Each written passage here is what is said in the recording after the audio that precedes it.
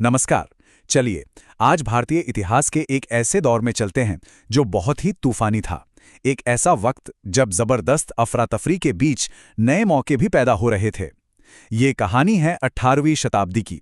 वो समय जब एक बहुत बड़ा साम्राज्य, मुगल साम्राज्य बिखर रहा था और सत्ता हासिल करने के लिए नए नए दावेदार मैदान में उतर रहे थे। तो शुरुआत इसी सवाल से करते हैं।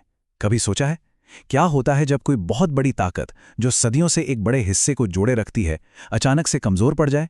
यही सवाल असल में 18वीं सदी के भारत की कहानी का केंद्र है। एक कहानी जो ताकतवर मुगल साम्राज्य के पतन के साथ शुरू होती है। देखिए, हमारा फोकस रहेगा 1707 से 1857 के बीच के समय पर। 1707 में मुगल बादशाह औरंगजेब की मौत ने साम्राज्य के पतन का आगाज किया और 1857 में ब्रिटिश हुकूमत के खिलाफ पहला बड़ा संग्राम हुआ। ये जो बीच के लगभग 150 साल थे ना, ये जबरदस्त उथल-पुथल, लड़ाइयों और बहुत बड़े बदलावों से भरे हुए थे। तो हुआ ये कि 1707 में औरंगजेब की मौत सिर्फ एक बादशाह का अंत नहीं थी। ये उस गोंद का सूखना था जिसने इतने बड़े मुगल साम्राज्य को आपस में जोड़ रखा था। उनकी मौत के बाद पूरे सब कॉन्टिनेंट में एक जबरदस्त पावर वैक्यूम यानी शक्ति का एक खालीपन पैदा हो गया। और जैसे ही दिल्ली में मुगल सल्तनत की पकड़ ढीली पड़ी, वो गवर्नर जो कभी मुगलों के वफादार हुआ करते थे, उन्हें राजा बनने का सुनहरा मौका दिख गया। बस फिर क्या था, हर कोई सत्ता की इस दौड़ में कूद पड़ा और देखते ही देखते भारत छोटे छोटे राज्यों में बिखरने लगा।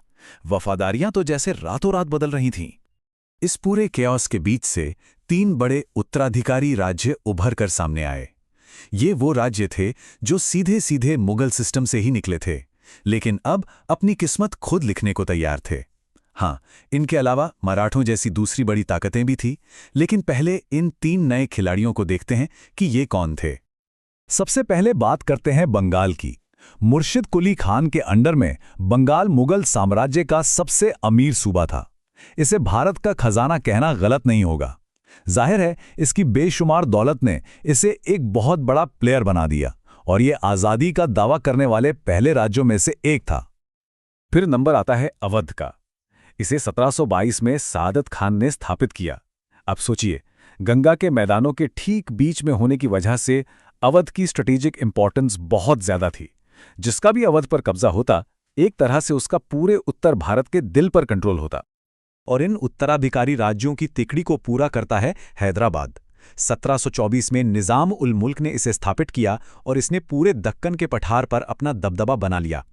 हैदराबाद दक्षिण की एक बड़ी ताकत बन गया और उस पूरे इलाके की राजनीति पर इसका गहरा असर पड़ा।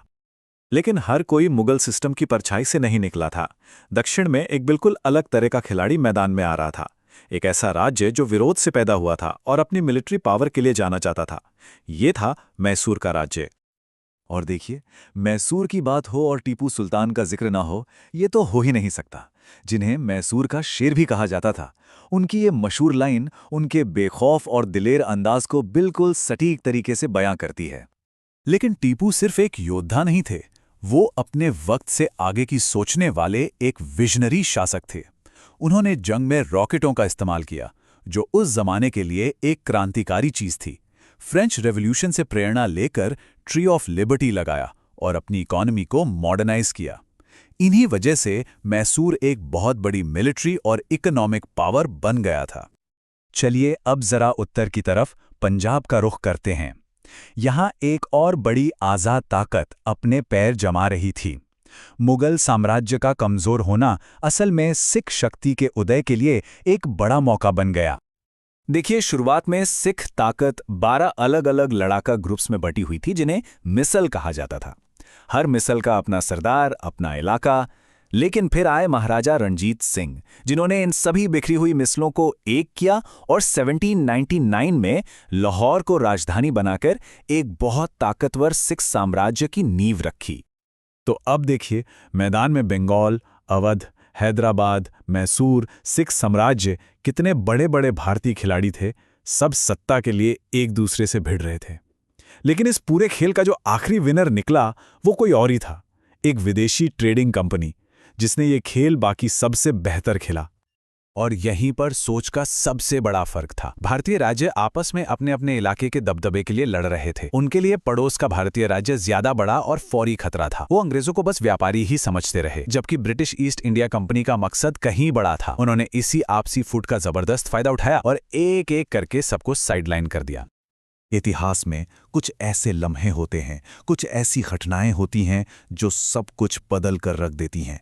अगर इस पूरे दौर में कोई एक ऐसा टर्निंग पॉइंट था तो वो था 1764 का बक्सर का युद्ध। ये वो लड़ाई थी जिसने हमेशा हमेशा के लिए भारत में ब्रिटिश मिलिट्री की धाक जमा दी। और ये कोई मामूली लड़ाई नहीं थी। एक तरफ थी ईस्ट इंडिया कंपनी और दूसरी तरफ थी उत्तर भारत की मिली जुली ताकत, खुद मुगल बादशाह, अवध के नवाब और बंगाल के नवाब। देखा जाए तो कागज पर यह गठबंधन बहुत मजबूत बल्कि अजेय लगता था, लेकिन नतीजा एकदम चौंकाने वाला था। एक ट्रेडिंग कंपनी की छोटी लेकिन डिसिप्लिन फौज ने उत्तर भारत के शासकों को इतनी बड़ी मिलीजुली सेना को हरा दिया। ये एक ऐसी जीत थी जिसने खेल के सारे नियम ही बदल दिए। इस जीत का इनाम था 1765 की इलाहाबाद की संधि। इस संधि के तहत मुगल बादशाह ने कंपनी को बंगाल, बिहार और उड़ीसा से टैक्स वसूलने का अधिकार यानी दीवानी राइट्स दे दिए। मतलब रातों रात व्यापारी अब शासक बन गए थे। ये सिर्फ पैसा नहीं था, ये लाखों लोगों पर राज करने का कानूनी हक था। इस पॉइंट को समझना बहुत जरूरी है। ये वो लम्हा था जब कंपनी सिर्फ एक ट्रेडिंग कंपनी नहीं रही। दीवानी के अधिकार मिलते ही वो एक सरकार बन गई और यही भारत में ब्रिटिश राज की असली ऑफिशियल शुरुआत थी। और ये सब कुछ हमें आज एक बहुत बड़े सवाल पे लाके छोड़ देता है। क्या 18वीं सदी में भारतीय ताकतों की आपसी फूट को देखते हुए अंग्रेजों का कब्जा होना तय था, या फिर ये उन मौकों को गंवाने का नतीजा था जब एकता दिखाकर इतिहास का रुख बदला जा सकता था? ये एक ऐसा सवाल है जिस पर आज भी सोचना बहुत जरूरी है।